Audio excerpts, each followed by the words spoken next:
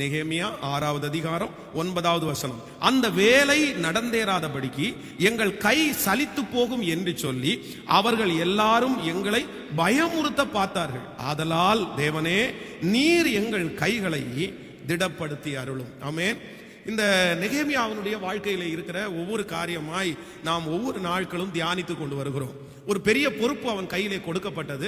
அந்த பொறுப்பை மிகவும் அழகாய் நேர்த்தியாய் ஆண்டவர் கொடுத்த ஞானத்தின்படி அவன் எல்லாத்தையும் செய்து முடித்தான். அலங்கத்தை, இடிந்து கிடக்கிற அலங்கத்தை பழுது பார்த்து கட்டி அதற்கு வாசல்களை எல்லாம் வைத்து அதை பிரதிஷ்டை பண்ணி அவனுடைய கையை ஆரம்பிச்சிருச்சு, அவனுடைய கை முடிச்சிருச்சு. அப்போ நம்முடைய கைகளிலே கொடுக்கப்பட்டிருக்கிற பொறுப்புகளை முடிப்பதற்கு இந்த நெகேமியாவுடைய அபிஷேகம் நமக்கு தேவை. அதான் இந்த 21 நாளும் ஒரு வெற்றியுள்ள ஒரு தலைவன், ஒரு வெற்றியுள்ள தலைவி உருவாக்கப்படுவதற்கு சில காரியங்களை ஆண்டவர் நம்மோடு பேசி கொண்டிருக்கிறார். அப்போ இன்றைக்கும் நான் ஆண்டவருடைய சமூகத்திலே வார்த்தைக்காக ஜெபித்த போது ஆண்டவர் இந்த வசனத்தை தான் காண்பித்தார். அப்படின்னா இவன் என்ன சொல்றான்னா, நான் ஆரம்பித்த இந்த வேலை நடக்காதபடிக்கு, இந்த வேலை நடந்தேறாதபடிக்கு எங்கள் கைகள் சலித்து போகும் என்று சொல்லி அவர்கள் எல்லாரும் எங்களை பயமுறுத்த பார்த்தார்கள். அப்படின்னா சுற்றி இருக்கிற அவனுக்கு விரோதமாய் எழும்புகிற ஆட்களுக்கு எப்படியாவது இந்த வேலையை தடுத்து நிறுத்திடணும், இந்த வேலை நடக்க கூடாது அப்படின்னு ஒரு கூட்டம் ஆவலாய் எதிர்பார்க்கிறார்கள். எப்படியாவது நடந்துருமா, எப்படியாவது கட்டி முடிச்சிருவாங்களா, கட்டி முடிச்சிட்டோம்னா நம்ம சமாதானமா வாழலாம்ல. ஆனா இன்னொரு கூட்டம் நினைக்கிறாங்க, இது நடக்கவே கூடாது, இது கட்டி முடிக்கப்படவே கூடாது. ஆனால் வேதம் சொல்கிறது, வெறும் 52 நாட்களிலே அந்த அலங்கத்தை கர்த்தர் அவன் மூலமாய் கட்டி முடித்தார். ஆமென் சொல்லுங்கள். 52 days, 52 நாட்கள்.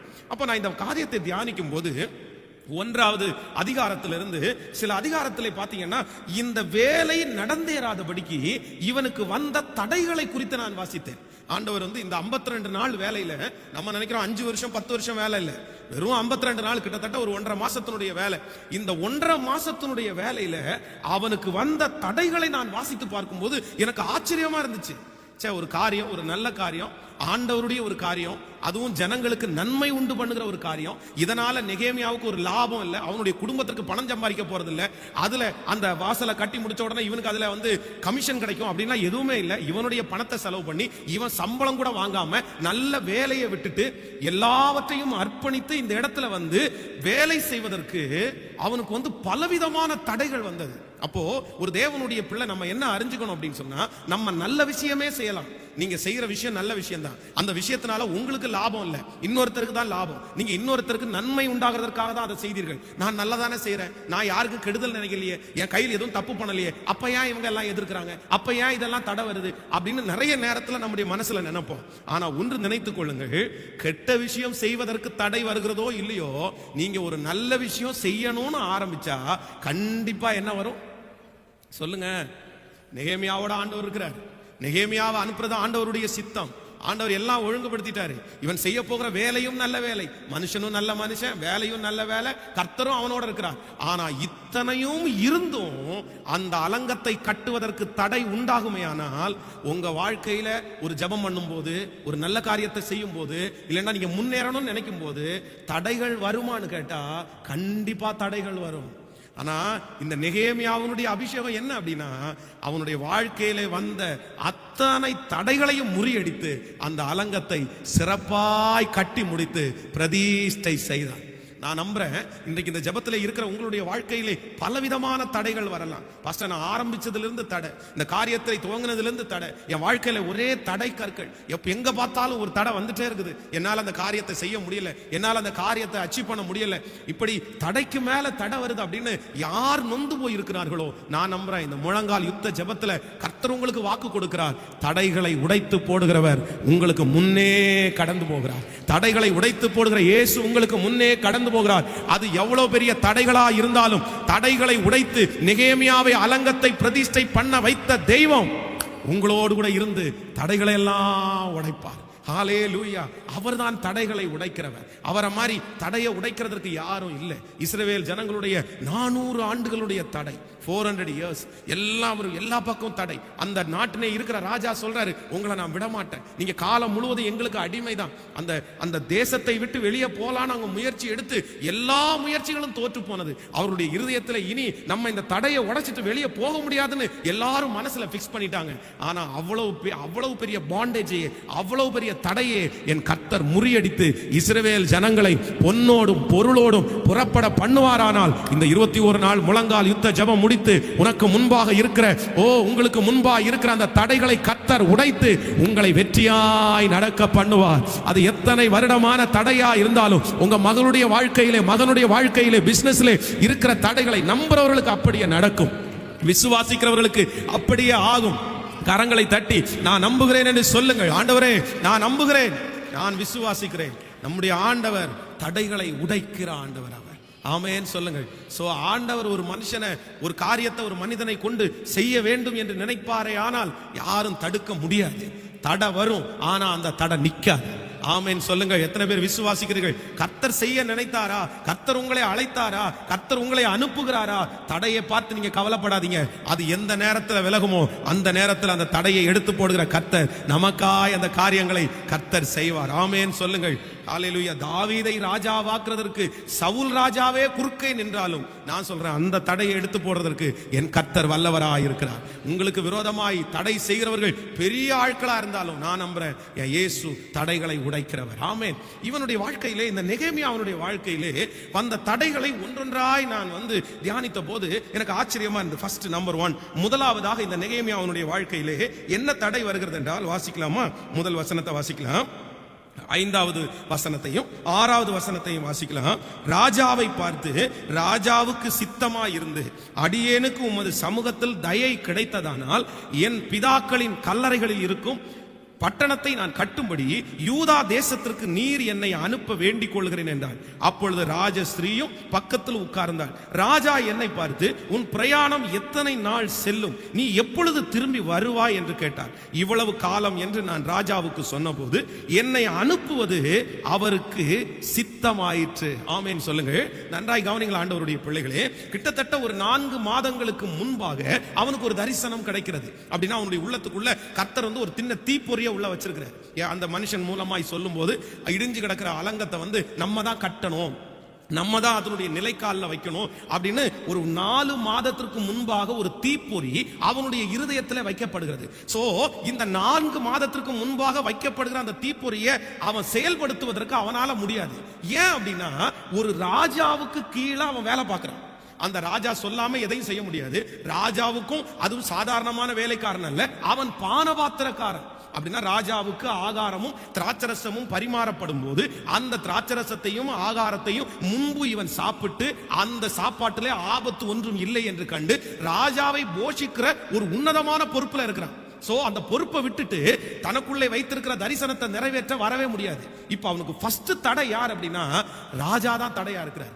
ராஜா அவனுடைய கண்கள்ல அவனுக்கு தயவு கிடைக்கணும். ஆனா அதற்காகத்தான் 4 மாதங்கள் ஜெபம் பண்றான். 4 மாதங்கள் ஆண்டவருடைய சமூகத்தில் இருக்கிறான். இந்த 4 month தாண்டின உடனே கர்த்தர் முதல் தடையை எடுத்து போடுறார். என்னன்னா, ராஜாவுடைய கண்களில் கர்த்தர் அவனுக்கு தயவை தருகிறார். ஹல்லேலூயா. உங்க வாழ்க்கையில ஒரு தரிசனத்தை வைக்கப்படும் போது, உங்களுக்குள்ள ஒரு லக்கு வரும்போது, உங்களுக்கு கிடைக்க வேண்டிய முதல் தயவு என்ன அப்படின்னா, ராஜாவுடைய தயவு கிடைக்கும். அது இல்லாம நீங்க ஸ்டார்ட் பண்ணவே கூடாது. அது இல்லாம ஸ்டார்ட் பண்ற எந்த வேலையும் போய் கடைசி வரைக்கும் போய் சேராது. அப்போ ஆண்டவராகிய இயேசு நாம் ஆராதிக்கிற கர்த்தருடைய கண்கள்ல உங்களுக்கு தயவு கிடைச்சிச்சு அப்படின்னா அந்த காரியம் கடைசி வரைக்கும் நடந்துரும் அப்படின்னு நம்ம விசுவாசிக்க முடியும். ஆமென் சொல்லுங்கள். நெகேமியாவுடைய வாழ்க்கையிலே ஃபர்ஸ்ட் தடை கற்கள் எடுக்கப்படுது. என்னன்னா, ராஜாவுடைய கண்கள்ல அவனுக்கு தயவு கிடைக்குது. நான் நம்புறேன் இன்னைக்கு நம்ம எப்படி ஜெபிக்கணும் அப்படின்னா, ஆண்டவர் அது 4 மாதம் ஆகலாம் பாருங்க. மற்ற எல்லா தடைகளையும் சில நாட்களுக்குள்ள முறியடிச்சிட்டாரு, சில மணி நேரத்துக்குள்ள முறியடிச்சிட்டாரு. ஆனா ராஜாவுடைய கண்கள்ல தயவு கிடைக்கிறதுக்கு 4 months வெயிட் பண்ண வேண்டியதா இருந்துச்சு. ஹலோ, நான் உங்களுக்கு சொல்றது உங்களுக்கு புரியுதா?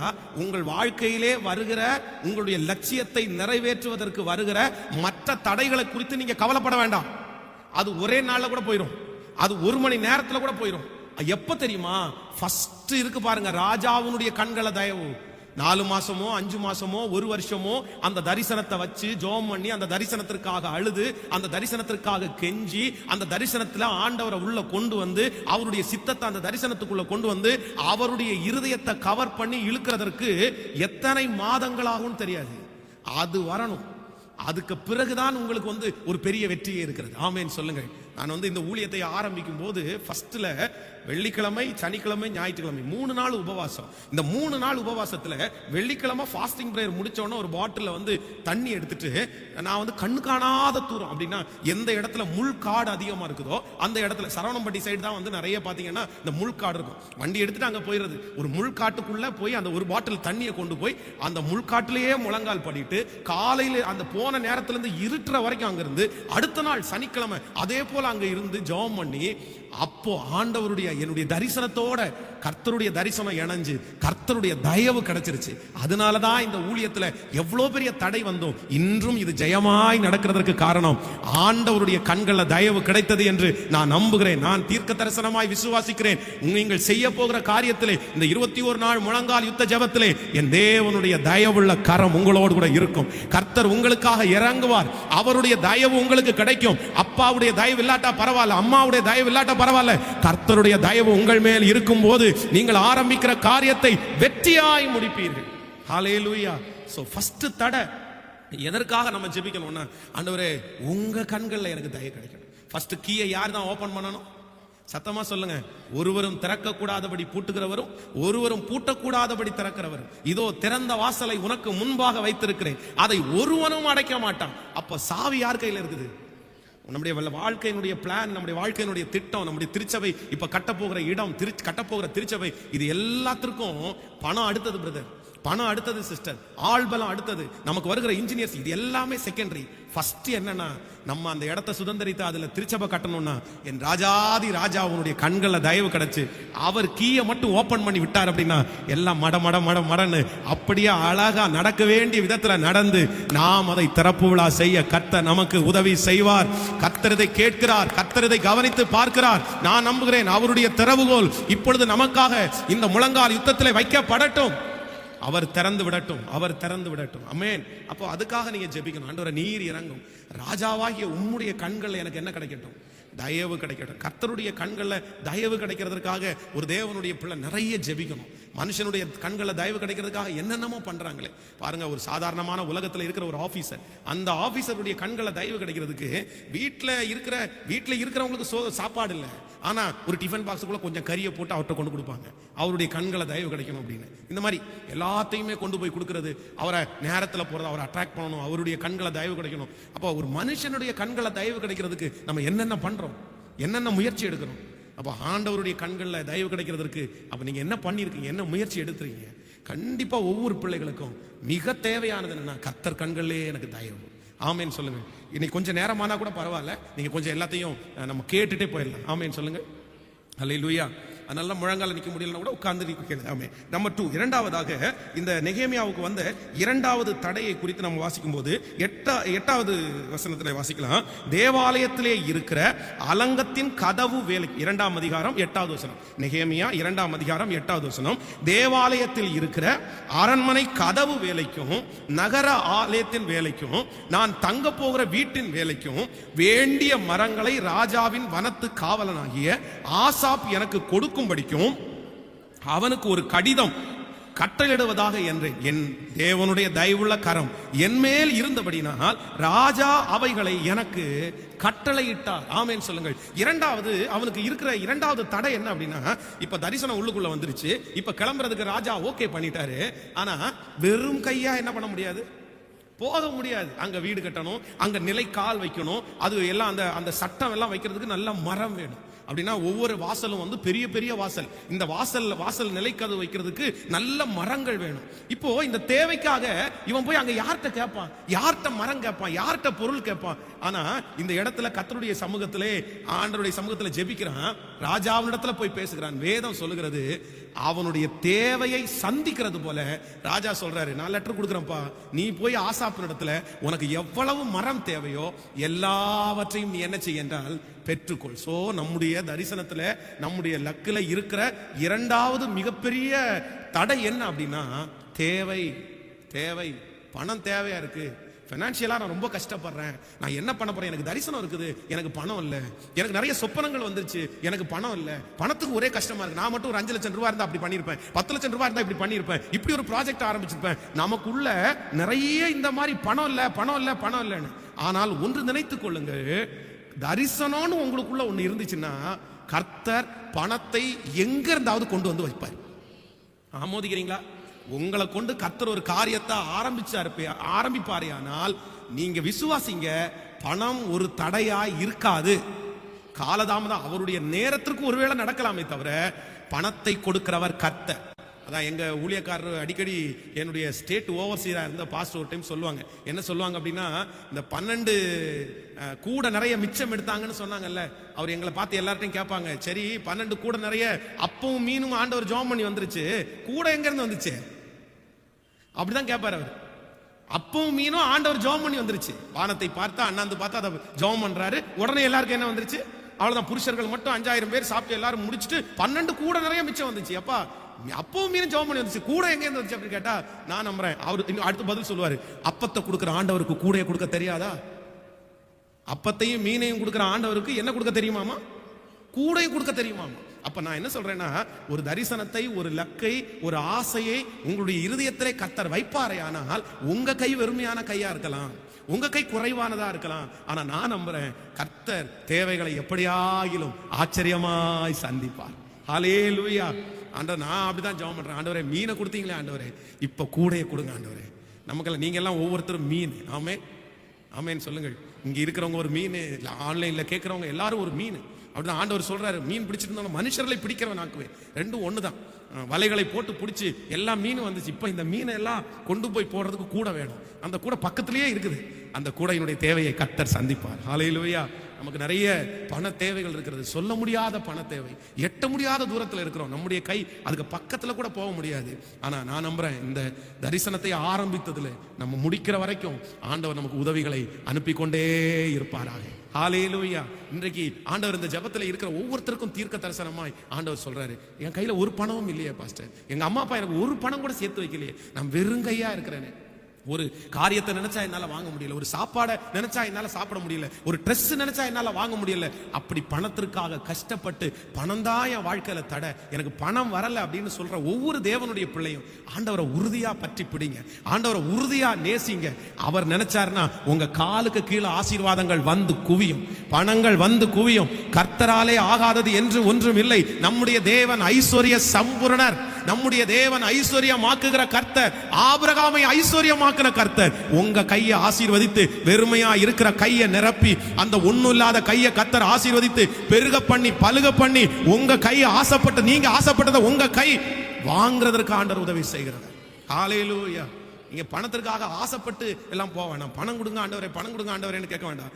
கர்த்தரை நீங்க தேடினா போதும். அதான் முதலாவது தேவனுடைய ராஜ்யத்தையும் அவருடைய நீதியையும் தேடுங்கள், அப்பொழுது இவைகளெல்லாம் உங்களுக்கு கூட கொடுக்கப்படும். வர வேண்டியதெல்லாம் கர்த்தரை மட்டும் நம்ம கிளியரா தேடிட்டோம் அப்படின்னா நம்ம ஆசீர்வாதத்துக்காக யார்ட்டையும் போய் நிக்க வேண்டியதில்லை, நம்மளே ஆசீர்வதிக்கப்பட்டு விடுவோம்.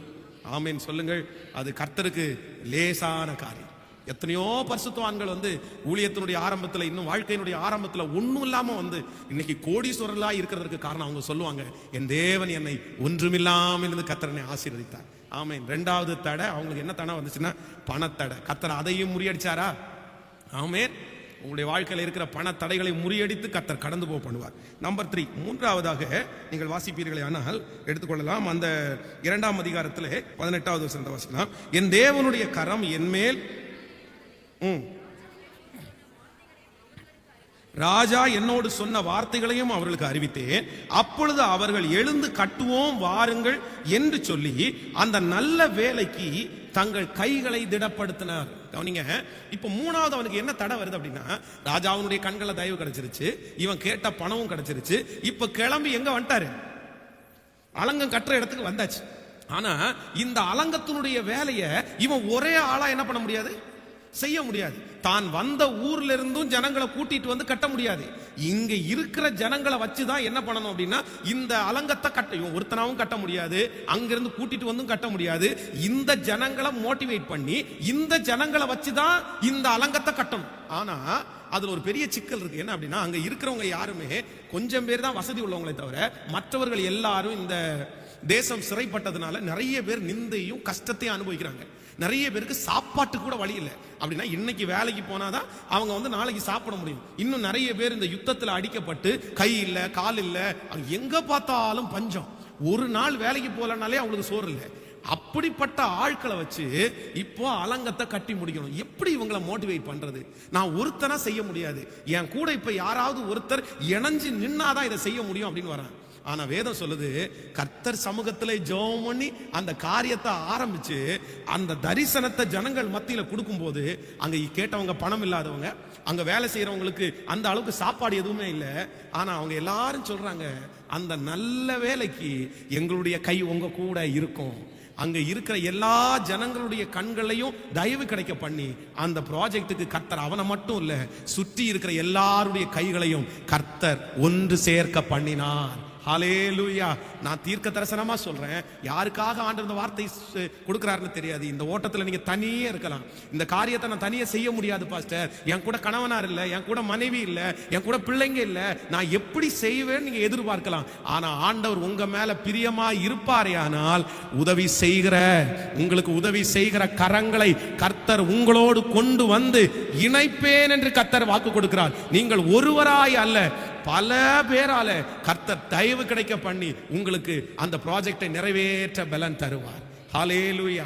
கண்ணுக்கு தெரியாத, அறிமுகம் இல்லாத, எதிர்த்த இன்னும் சொந்தங்கள் எல்லாரையும் கர்த்தர் என்ன பண்ணுவார் அப்படின்னா, அவங்க அப்படியே கொண்டு வந்து உங்களுக்கு கொடுக்குற மாதிரி கர்த்தர் வைப்பார்.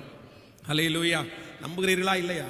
பாருங்க, ஒருத்தர் வீடு ஒன்று கட்டுறாரு. வீடு கட்டும் போது அவருக்கு பெரிய பண தேவை. அந்த வீடை கட்டி முடிக்கல. ஆனா வீடை தொடங்கும் போது அவர் எப்படி ஜெபம் பண்ணாருன்னா, ஆண்டவரே இந்த வீடை கட்ட ஆரம்பிக்கிறேன், நீங்க சொல்லி தான் ஆரம்பிக்கிறேன், ஆனா நான் எவ்வளவு இந்த வீடு கட்டாம நின்னா கூட நான் கடன் அப்படின்ற ஒன்றை வாங்க மாட்டேன் அப்படின்னு ஒரு பொருத்தனை எடுத்தேன். அப்ப இடையிலே பாத்தீங்க அப்படின்னா, அந்த காங்கிரீட் போடுற செலவு வரும்போது பயங்கரமான ஒரு பண தடை, இவரால் எதுவுமே பண்ண முடியல. அப்போ வந்து ஆண்டவருடைய சமூகத்துல போய் ஜெபித்தாராம். அப்போ ஜெபித்த அன்றைக்கு வந்து இவருடைய எதிரி அப்படின்னா, இவருக்கு ஒரு பிரச்சனை பண்ண ஒரு பையன் வந்து ஒரு சின்ன ஒரு சைனுக்காக இவருடைய ஆபீஸ்ல நின்றுட்டு இருந்திருக்கான். உடனே இவர் பார்த்து, சரி நம்ம வந்து பகையாளின்னு நினைக்க கூடாது, நம்ம ஆண்டவருடைய பிள்ளை அப்படின்னு சொல்லி அந்த தம்பியை கூப்பிட்டு, வாப்பா அவனுக்கு என்ன வேணும் அப்படின்னு கேட்டிருக்காரு. இல்லைங்க ஐயா, இந்த மாதிரி எனக்கு ஒரு சைன் சார்ட்டை வாங்கணும் அப்படின்னு சொன்னோன்னா, இவரே போய் அவன் அந்த தம்பியை கூட்டிட்டு போய் அந்த சைனை, அந்த கிரீன் இங்க்ல சைனை வாங்கி கொடுத்து அனுப்பி விட்டார். அந்த பையன் வந்து கையில வந்து பாக்கெட் நிறைய பணம் வச்சிருந்திருக்கான் அந்த சைனுக்காக கொடுக்கறதுக்காக. ஆனா இவர் போய் அந்த பெரிய ஆள்கிட்ட சொன்னனால அந்த பெரிய ஆளு, நீ அவரை கூட்டிட்டு வந்திருக்கிற, சார் கூட்டிட்டு வர ஆள்கிட்ட நான் காசு வாங்க மாட்டேன், நீ எடுத்துட்டு போயிரு அப்படின்னு சொல்லி இந்த பையன் போய் அவங்க அப்பாட்ட சொல்றான், இந்த மாதிரி அவர் வந்து என்ன கூட்டிட்டு போய் சைனை வாங்கி கொடுத்தாரு, ₹1 வாங்கல அப்படின்னு. அந்த பையனுடைய தகப்பன் அன்று மாலையில இவருடைய வீட்டுக்கு வந்து, இந்த மாதிரி நீங்க வீடு கட்டிட்டு இருக்கிறீங்க, ஒரு ₹50,000 கொடுக்குறேன் அப்படின்னு சொல்லிட்டு ₹50,000 கொடுத்துட்டு போயிருக்காரு. அப்போ அவர் அந்த பணத்தை வச்சுட்டு, ஆண்டவரே எனக்கு இந்த தேவைக்கு எதிரியினுடைய கையிலிருந்து எனக்கு பணத்தை வாங்கி கொடுத்ததற்காக உமக்கு ஸ்தோத்திரம், ஆமேன்னு சொல்லுங்க. அப்ப நான் நம்புறேன், உங்களுடைய தரிசனத்துல நிறைய கைகள் உங்களை வந்து தொட கர்த்தர் வைப்பார். இன்னைக்கு நீங்க தனியா தான் இருக்கிறீங்க, இன்னைக்கு நீங்க தனியா தான் இருக்கிறீங்க, இன்னைக்கு உங்க தரிசனத்துல யாரும் இல்ல, இன்னைக்கு உங்களுடைய லக்ல யாரும் இல்ல, இன்னைக்கு நீங்க மட்டும்தான் ஓடிட்டு இருக்கிறீங்க, உங்களை சுமக்கிறதுக்கு யாரும் இல்ல, உங்களை தாங்கிறதுக்கு யாரும் இல்ல. ஆனா ஆண்டவராகிய தேவன் உங்களுக்கு வாக்கு கொடுக்கிறார், இது கொஞ்ச காலம் தான், இது கொஞ்ச நாட்கள் தான், இன்னும் சில நாட்கள் தாண்டினதற்கு பிறகு, வருடங்கள் தாண்டும் போது அநேக கரங்கள் உங்கள் கரங்களோடு சேர்ந்து, நீ ஒருவளாய் இந்த பாரத்தை சுமக்க போவதில்லை, நீங்கள் ஒருவராய் இந்த பாரத்தை சுமக்க போவதில்லை, உங்களோடு தோள் கொடுக்கிற தோழர்களை, உங்களோடு தோள் கொடுக்கிற ஜனங்களை கர்த்தர் எழுப்பி தருவே. நம்புகிறவர்கள் கரங்களை தட்டி ஹல்லேலூயா, ஹல்லேலூயா. சோ ஆண்டவர் இப்போ அவனுடைய வாழ்க்கையில 3வது தடையை என்ன பண்றாருன்னா முறிக்கிறாரு. எல்லாரும் வந்து எங்களுக்கு கஷ்டமோ நஷ்டமோ நாங்க கூட நிக்கிறோம் சார், நாங்க கூட நிக்கிறோம் சார். இப்போ 3வது தடை முடிஞ்சிருச்சா, இப்போ அடுத்தது நம்ம வந்து ஒன்னொன்னா முடிகிற வரைக்கும் வரும். ஆமேன்னு சொல்லுங்க. முடிச்சதுக்கு பிறகும் வந்துருச்சு பாத்தீங்க, வாட்சி பார்த்தா முடிச்சதுக்கு அப்புறம் பிரச்சனை பண்றான், முடிகிற வரைக்கும் இல்லை. அதனால தடைகளை பார்த்து சோர்ந்து போக வேண்டிய அவசியமே இல்லை. நம்பர் 4, 4வதாக அவனுக்கு வருகிற தடைகளை குறித்து 19வது வசனத்தை வாசிக்கலாம்.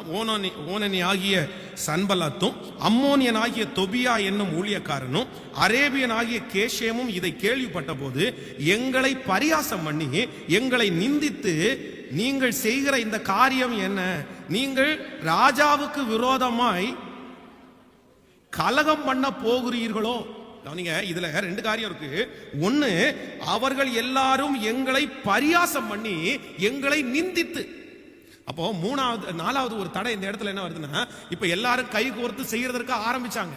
இத சன்பலாத்தும் தொபியாவும் கேஷியமும் கேள்விப்பட்ட உடனே அவன் பரியாசம் பண்ண ஆரம்பிச்சாரு. பாருங்கடா அலங்கத்தை கட்ட போறாங்களாமாடா, அவங்க எல்லாம் நம்ம தாத்தாங்க எல்லாம் கட்டுறதுக்கு எவ்வளவு கஷ்டப்பட்டாங்க, அது என்னடா சாதாரணமான வேலையா? அதுவும் இருக்கிற இந்த சின்ன சின்ன பொடுசுகளை வச்சு செய்ய போறாராமா. அவனுக்கு கை அந்த கல்லை தூக்குறதுக்கே பலன் இல்லை, அவனுக்கு சாப்பாட்டுக்கே வழி இல்லை, அவனெல்லாம் வச்சு இந்த அலங்கத்தை கட்ட முடியுமாடா? ஒரே பரியாசம், ஒரே கிண்டல். நான் சொல்றேன், உங்களுக்குள்ளே இருக்கிற தரிசனத்தை நீங்கள் நிறைவேற்றாதபடி உங்களை பார்க்கும்போது நிறைய பேர் என்ன பண்ணுவாங்கன்னா பரியாசம் பண்ணுவாங்க. உங்க பிள்ளைகளை பரியாசம் பண்ணுவாங்க. இவனா, இவளா, இந்த பிள்ளையா, நீயா, பாத்துடலாம், நீயா செய்ய போற? ஐயோ உன்னால ஒண்ணும் முடியலையே, உன்னால சும்மா சாதாரணமானதே செய்ய முடியல, நீ போய் இதை எப்படி செய்ய போற? நீ போய் இதை பண்ணுவியா? உனக்கு அந்த அளவுக்கு ஞானம் இருக்கா? உனக்கு அந்த அளவுக்கு திறமை இருக்குதா? ஆனால் வேதம் சொல்லுகிறது, என்னுடைய ஆண்டவர் அந்த தடையையும் ஆண்டவர் என்ன பண்ணாருன்னா உடைச்சு போட்டார். ஆமேன்னு சொல்லுங்க. நான் நம்புறேன், இந்த முழங்கால் யுத்தத்தில் இருக்கிற தேவனுடைய பிள்ளையே, இன்றைக்கு சில காரியங்கள் நீங்கள் நினைத்திருக்கிற காரியத்துல நிறைய பேர் உங்களை பார்த்து பரியாசம் பண்ணலாம். அவன் எங்க செய்ய போறான்? அவன் எங்க வாங்க போறான்? அவன் என்ன பண்ண போறான்? அவனாலெல்லாம் முடியாது, அவனாலெல்லாம் முடியாது. அப்படியே கிண்டல் பண்ணி அவனுக்கெல்லாம் அந்த வாழ்க்கை அமையுமா? அவங்களுக்கெல்லாம் அப்படி கிடைக்குமா? அவன் பொண்ணுக்கெல்லாம் அந்த இடத்துல மாப்பிள்ளை கிடைக்குமா? இப்படி யாரெல்லாம் பரியாசம் பண்றாங்களோ அவங்க அத்தனை பேருக்கு முன்பாகவும் நான் சொல்றேன், கர்த்தர் உங்களை கனப்படுத்துவேன் என்று வாக்கு கொடுக்கிறார். அவருடைய பரியாசத்தை பார்த்து சோர்ந்து போகாதீர்கள், அவர்களுடைய நிந்தையை பார்த்து சோர்ந்து போகாதீர்கள். அவர்கள் உங்களை கேவலப்படுத்தட்டும், அவர்கள் உங்களை அற்பமாய் நினைக்கட்டும், ஆனா ஆண்டவர் உங்களை கனப்படுத்தி நீங்கள் நினைக்கிறதற்கும் வேண்டிக் கொள்வதற்கும் நீங்கள் அறியாததும் உங்களுக்கு எட்டாததுமான பெரிய காரியத்தை கர்த்தர் செய்வார். பரியாச உதடுகளை கர்த்தர் முறித்து போட்டு உங்களை கர்த்தர் பலப்படுத்த போறார். ஹல்லேலூயா. நிறைய பரியாசம் பண்ணட்டும், நிறைய பரியாசம் பண்ணட்டும், அது நல்லது, நல்லதுதான். ஆமென். தாவீதுனுடைய மகன் முதல்ல ராஜாவாக பொறுப்பேற்கும் போது எல்லாரும் அவனை சின்ன பையனா, இவனை போய் ராஜாவா வச்சிருக்காங்க, இவன் போய் ராஜாவா ஆவானா? ஆனா வேதம் சொல்லுது ஒரே ஒண்ணுதான். ஆண்டவர் பரியாசம் பண்ண அத்தனை பேர் சுத்தி நிக்கிறாங்க, எல்லாரும் பரியாசம். இவன் என்னத்தை போய் அப்போ ஒரு குழந்தைய கொண்டு வராங்க. அந்த குழந்தைக்காக, ஒரே குழந்தைக்காக ரெண்டு அம்மாங்க சண்டை போடுறாங்க. இது என்னுடைய குழந்தை. இரவுல படுக்கும்போது ஒரு அம்மா ஒரு குழந்தை மேல உருண்டு படுத்து அந்த குழந்தைய கொன்றுவாங்க. காலையில எந்திரிச்சு பார்க்கும்போது ஒரு குழந்தை, ஐயோ ஒரு குழந்தை செத்த உடனே ரெண்டு பேரும் இந்த குழந்தைய குறிச்சு உடனே சாலமனுக்கு ஒரு ஞானம் வருது பாருங்க. அதை அப்படியே டேபிள்ல படுக்க சொல்லி அதை கட் பண்ணி பாதி அங்கேயும் பாதி இங்கே கொடுத்துட்றான் அப்படின்னு சொன்ன உடனே அந்த உண்மையுள்ள தாயினுடைய இருதயம் அப்படியே பதைக்குது. இல்லை, அவளுக்கே கொடுத்துருங்க, அது உண்மையான தாய் அதுதான். உடனே ஜனங்களுக்கெல்லாம் அந்த நேரத்தில் அவருக்கு அந்த ஞானத்தை பார்த்து அப்படி கை தட்டி, இதுவரைக்கும் நக்கல் பண்ணவங்க எல்லாரும் ராஜா வாழ்க, சாலோமன் ராஜா வாழ்க அப்படின்னு அத்தனை பேரும் அவனை குறித்து பெருமைப்பட்டார்கள். நான் நம்புறேன், ஆண்டவரும் அப்படிதான். உங்களை பரியாசம் பண்ணுகிற, உங்களை கிண்டல் பண்ணுகிற அந்த இடத்துல கர்த்தர் ஏதோ ஒரு பதவியை உங்களுக்கு கொடுத்து, கர்த்தர் உங்களுக்கு ஒரு கனத்தை கொடுத்து, அந்த இடத்துல கர்த்தர் யார் மூலமாவது உங்களை பேச வைத்து உங்கள் தலையை நிமிர பண்ணி பரியாசம் பண்ணுகிறவர்கள் மத்தியிலே கர்த்தர் உங்களோடு கூட இருக்கிறதை நிரூபிக்க போகிறார். ஆமென் சொல்லுங்கள். ஹல்லேலூயா. ஸோ அடுத்தது எதையும் இவன் ஜெயிச்சான் அப்படின்னா, அவனை பரியாசம் பண்றாங்களா பார்த்து ஒன்றும் பண்ண சரி பரவாயில்ல அப்படின்னு அதையும் தாண்டியாச்சு. அதுக்கு பிறகு அந்த வசனத்தினுடைய பின்னணியை பார்க்கும்போது, நீங்கள் ராஜாவுக்கு விரோதமாக கலகம் பண்ண போகிறீர்களோ என்றார்கள். இந்த வார்த்தை சாதாரணமான வார்த்தைன்னு நினைச்சுக்காதீங்க, சாதாரணமான வார்த்தைன்னு நினைச்சுக்காதீங்க. சன்பலாத்து, தொபியா, கேஷேம் எல்லாம் அந்த ஊர்லயே இருக்கிறதுல கொஞ்சம் பெரிய ஆட்கள். இந்த பெரிய ஆட்கள் இந்த வேலையை ஸ்டார்ட் பண்றதுக்கு முன்னாடி இவனுக்கு எப்படி ஒரு மிரட்டல் கொடுக்கறாங்க அப்படின்னா, நீங்க ராஜாவுக்கு முன்பாக, நீங்க ராஜாவுக்கு விரோதமாக கலகம் பண்ண போகிறீங்கப்பா. நடக்காத ஒரு காரியத்தை கற்பனை பண்ணி அவனை குறித்து ஒரு வதந்தி, ஒரு பொய்யான தகவலை பிறப்பிக்க பாக்குறாங்க. ராஜாக்குள்ள கொண்டு போட்டுடலாம், ஜனங்களுக்குள்ள கொண்டு போலாம், இவன் ராஜாவுக்கு விரோதமாய் கலகம் பண்ண போறான்னு சொல்லி ஒரு வதந்தியை உண்டு பண்ண பாக்குறாங்க. ஆனா வேதம் சொல்லுகிறது, அந்த தடையும் ஆண்டவர் என்ன பண்ணாருன்னா அப்படியே அமுத்திட்டார். ஆமென் சொல்லுங்கள். சோ உங்களுக்கு சில நேரத்தில் எப்படிப்பட்ட தடை வரும் அப்படின்னா, ஒரு தரிசனத்தை நீங்கள் நிறைவேற்ற போகும்போது உங்களை குறித்து இல்லாததை பொல்லாததை என்ன பண்ணுவாங்க? இல்லாததை பொல்லாததை பரப்பி விட்டுருவாங்க. பரப்பி விட்டு எப்படியாவது உங்க பேரை கெடுக்கணும்னு நினைப்பாங்க. அது நடந்திருக்காது. இங்க பாருங்க, அந்த கலகம் இவன் ராஜாவிடத்திலிருந்து லெட்டர் வாங்கி அனுமதி பெற்று இங்க வந்தா எல்லாரும் மத்தியில அப்போ உள்ள இருக்கிறவங்களுக்கு ஒரு கஷ்டம் வருமே. ஆமா, ஏதாவது இவன் அப்படிதான் பண்ணிருப்பான் போல தெரியுது அப்படின்னு அந்த மிஸ் அண்டர்ஸ்டாண்டிங் வரும் பாருங்களேன். அப்படின்னு நான் வந்து ஊழியத்துக்கு வந்த புதுசுல இப்பதான் நமக்கு இப்பவே நமக்கு வயசு குறைவாக தான் இருக்கு. நான் வந்து சொல்றது வந்து கிட்டத்தட்ட 10 ஆண்டுகளுக்கு முன்ன ஒரு அம்மா வீட்டுல போய் ஒவ்வொரு வீட்லயும் போய் சொல்லிட்டே இருந்தாங்க. என்ன வீட்டுல இவருக்கு ஏற்கனவே கல்யாணம் ஆகி ஊர்ல மனைவி பிள்ளைங்க இருக்குன்னு சொல்லிட்டாங்க. அப்போ வந்து ஒரு 22 வயசு 20 அந்த ரேஞ்சில தான் இருக்கும். அந்த வயசுலயே கல்யாணம் ஆகி குழந்தையெல்லாம் இருக்குன்னு ஒவ்வொரு வீடா போய் சொல்லிட்டு வந்துட்டாங்க. அப்போ நம்பிட்டு ஒருத்தங்க இதெல்லாம் நம்பலாமா, அது அது ஒரு அது இது வேண்டாம், நம்புறதுக்கு ஒண்ணு வேணாம், அதுக்கு வேற வேலை மெனக்கிட்டு ஒருத்தங்க போன் போட்டு என்ன பாஸ்டர் இப்படி சொல்றாங்க, அது உண்மையா, நீங்க ஏற்கனவே ஒரு கல்யாணம் பண்ணிருக்கான், இப்ப 2வது கல்யாணம் பண்ண போறீங்களாமா, அது தெரியாம பண்ண போறீங்களா, இந்த மாதிரி இந்த ஆள் வந்து சொல்லிச்சு அப்படின்னு. அப்புறம் நான் என்ன சொல்றதுக்கு நான் அமைதியா விட்டேன். சரி கத்தர் பார்த்துக்கணும் அப்படின்னு. அப்போ இந்த வதந்திகளை பரப்புறதுல ஜனங்கள் எப்படி இருப்பாங்க, ரொம்ப உங்களை குறித்து வதந்திகள் எல்லாம் பரப்பிடுவாங்க. ஆனா அந்த மாதிரி தடைகள் வரும்போது ஆண்டவருடைய பிள்ளைகள் எவ்வளவேனும் வருத்தப்பட வேண்டாம், எவ்வளவேனும் வருத்தப்படணும். இப்போ சொல்லட்டும், நம்மளை குறித்து நடக்காத ஒன்றை சொல்லுகிறதை குறித்து ஆண்டவருடைய பிள்ளைகள் பயப்படவே வேண்டாம். ஏன்னா அந்த அந்த நேரத்தில் உங்களுக்கு கர்த்தர் துணையா இருப்பார். நீங்க செய்கிற ஒன்ன அவங்க வதந்தியா பரப்பி விட்டாங்கன்னா கேர்ஃபுல். அதுக்கும் ஒரு வழி இருக்குது. நீங்க தப்பு பண்ணிட்டீங்க, அதை 10 பேருக்கு முன்னாடி கொண்டு போய் அவங்க வந்து ஊதி பரப்பி விட்டாங்க. இப்ப என்ன பண்றது பசங்க, என் பேரை கெடுத்துட்டா, நான் பண்ணது தப்பு தான் அப்படின்னா நேரா வந்து கர்த்தர் சமூகத்தில் உட்காந்து சரண்டர் ஆயிட்டீங்க அப்படின்னா அதை ஒன்றும் இல்லாம அழிச்சிருவாரு. நல்லா தெரியுதுல உங்களுக்கு. நீங்க பண்ணாத ஒன்ன பண்ணணும் அப்படின்னு சொன்னா கவலைப்படவே வேண்டாம், அது ரொம்ப நாள் என்ன செய்யாது, நிக்காது. அதை குறித்து நீங்க நிரூபிக்க வேண்டாம். யோசேப்பை குறித்து ஒரு வதந்தியை பரப்பி விடுகிறார்கள், அந்த வதந்தி ரொம்ப நாளெல்லாம் நிக்கல, ரொம்ப நாளெல்லாம் நிக்கல. அதனால ஆண்டவர் உங்களுக்கு வாக்கு கொடுக்கிறார், நீங்கள் செய்கிற தரிசனத்திற்கு விரோதமாய் யாராவது ஒருத்தர் உங்களை குறித்தது இல்லாததையும் பொல்லாததையும் போட்டு விட்டாங்கன்னா நீங்க ஏன் கவலைப்படுறீங்க, வெட்கப்பட்டு போறது அவர்கள் தான். கர்த்தர் உங்களை ஒரு நாளும் கைவிடவே மாட்டார். ஹல்லேலூயா. எத்தனை பேர் ஆமோதிக்கிறீங்க, சே இவ எப்படி இப்படி சொல்லியிருக்கா, எப்படி இப்படி பண்ணியிருக்கா, அப்படியே நமக்கு பிபி எல்லாம் ரைஸ் ஆகி கோவம் வந்துச்சு, நான் என்ன பண்ணேன் என்ன செஞ்சேன், இப்படி எல்லாம் போய் சொல்லியிருக்காங்களே, அப்படிதான் சொல்லுவாங்க. அதான் எலும்பில்லாத நாக்கு எது வேணாலும் பேசும்ல. நம்மளை குறித்து நல்லதா சொல்றாங்களோ இல்லையோ வதந்தியை நிறைய பரப்பி விடுவாங்க. ஆமேன்னு சொல்லுங்க. ஒரு வதந்திக்கும் நாம் பயப்பட வேண்டிய அவசியமே இல்லை.